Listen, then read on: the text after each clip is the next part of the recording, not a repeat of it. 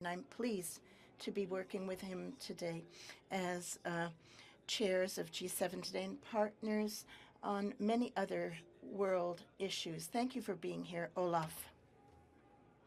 Olaf has an extremely important progressive voice in this world, and to welcome him in Canada is a great honor, especially because this is an unprecedented trip.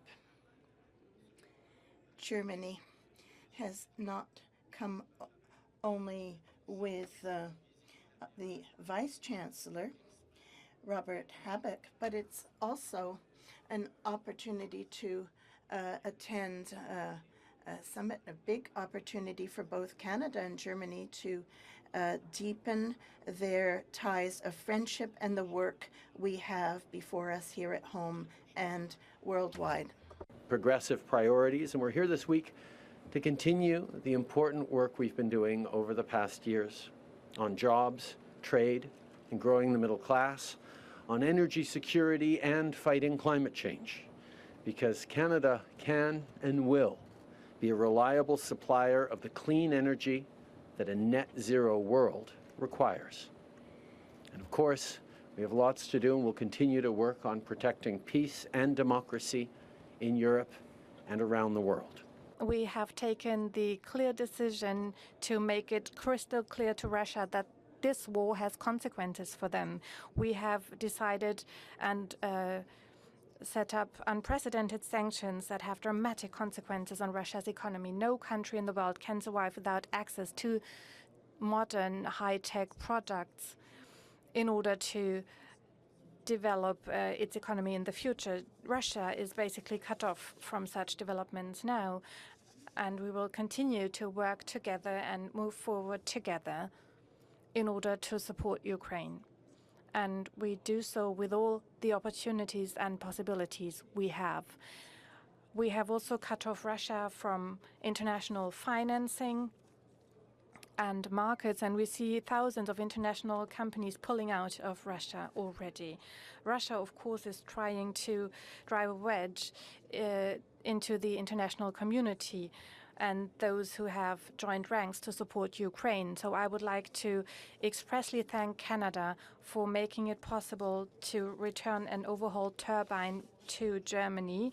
It's now in Germany, it's ready to be used, and this decision was an important one because it debunked Putin's game.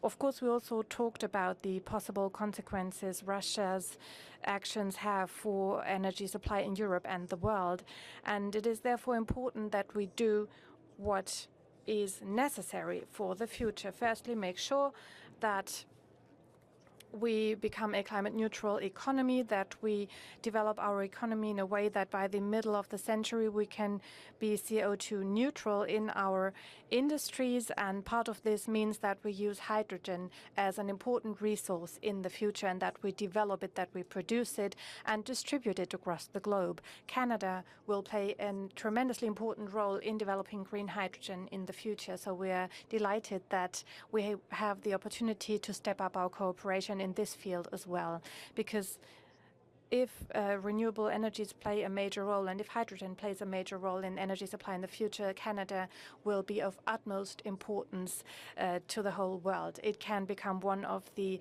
big powers in supplying green hydrogen to many industrialized nations. And of course, we would be happy to be your partners in that process. Of course, it is clear that for a transitional period, we will continue to need LNG.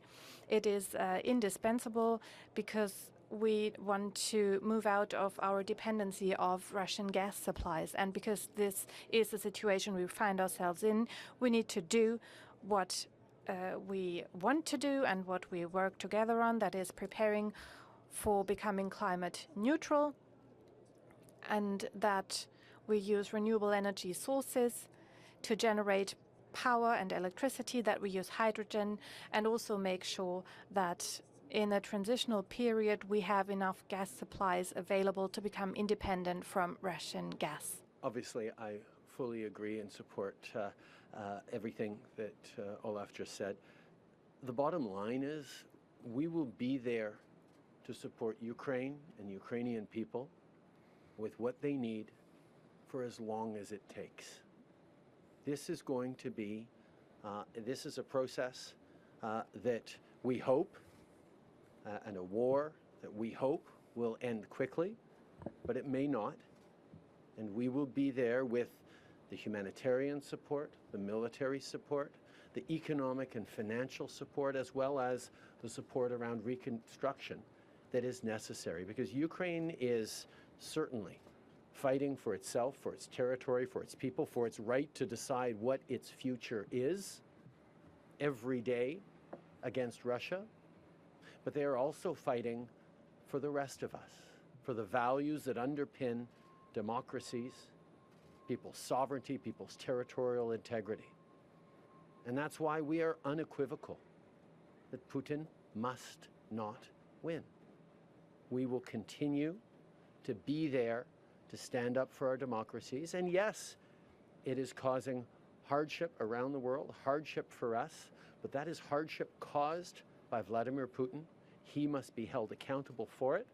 And we, as friends, as G7 members, and as global partners, will be there to continue to support each other and the global South through the difficulties, whether it's an energy crisis or a food security crisis, that Putin himself has caused. Russia does not want to continue to send as much oil and gas as is needed to Europe. But Russia doesn't want to take responsibility for its choice to not live up to the contracts they have with Europe.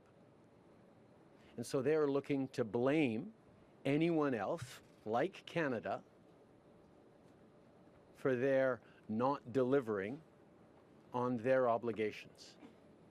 What we have done by returning those turbines, or that turbine, is remove the excuse that Russia had to blame someone else, anyone else, for their decision to weaponize energy policy.